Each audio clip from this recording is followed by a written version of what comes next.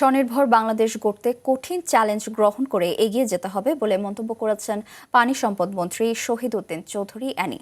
খনন কর্মসূচিকে একটি বিপ্লব ও আন্দোলন হিসেবে উল্লেখ করে তিনি বলেন, প্রেসিডেন্ট জিয়াউর রহমান এই আন্দোলনের সূচনা করেছিলেন। সকালে কেরানীগঞ্জের সুভাদ্রা খালসহ একাধিক খাল পরিদর্শন শেষে সাংবাদিকদের সঙ্গে আলাপকালে তিনি বলেন, জনস্বার্থে জনগণের দাবির প্রতি সরকার বিশেষভাবে নজর দিচ্ছে। মন্ত্রী আরও বলেন, এই প্রকল্প বাস্তবায়নে সবার সহযোগিতা প্রয়োজন।